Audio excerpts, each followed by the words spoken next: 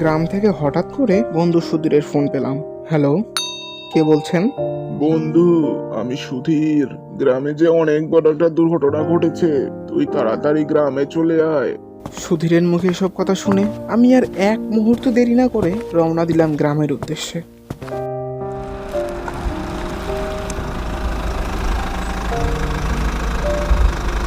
গ্রামে পৌঁছে দেখি পুরো গ্রাম শুনশান, কেমন যেন একটা ভুতুড়ে স্বভাবের।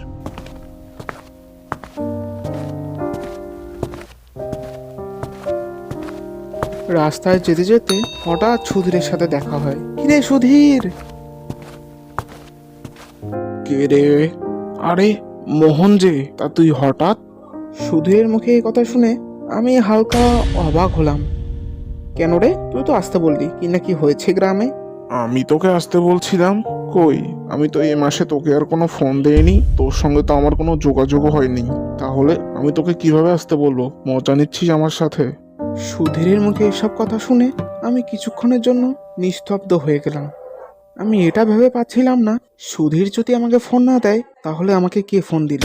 তারপর সুধীরের সাথে কিছুক্ষণ কথা বলে আমি আবার রওনা দিলাম বাড়ির উদ্দেশ্যে। আমার সাথে তাহলে কে এইভাবে ফাজলামি করলো?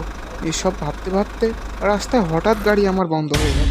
আরে কি ঝামেলার মধ্যে পড়লাম রে বাবা! বাড়ি যাব কিভাবে এখন আমি? আশেপাশে তো কোনো রকম লোকজনও দেখছি না। কি হবে এখন আমার? এ মোহন, আমি সুধীর। এইদিকে আয়, আমি এখানে আছি। একটু সামনে এগিয়ে আয়।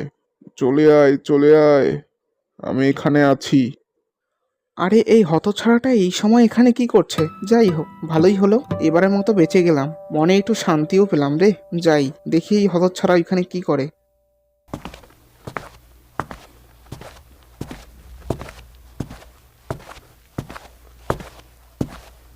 এ কি, এ আমি কি দেখছি? এ যে সুধীরের শরীর নিয়ে কি যেন করছে এই লোক।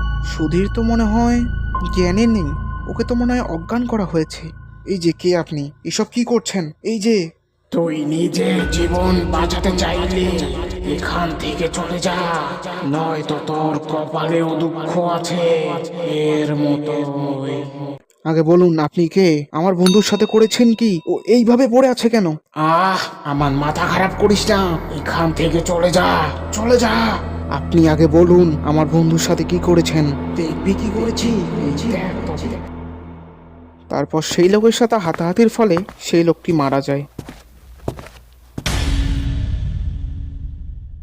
মোহন, মোহন! এ সুধীর, দেখ এ কি হয়ে গেল আমার দ্বারা। আমি এক লোককে মেরে ফেললাম।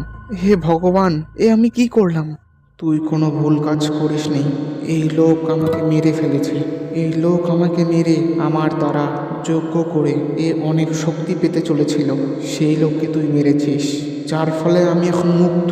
আমার আত্মা মুক্ত। তুই কোনো ভুল কাজ করিসনি। থাক, আমি চললাম। আমার ডাক পড়ে গেছে। থাক। এই কথা বলে সুধীর আকাশে উধাও হয়ে গেল। তারপর আমি আর ওইখানে বেশিক্ষণ দেরি না করে শহরে চলে আসলাম। তো বন্ধুরা, আজকে এই পর্যন্তই।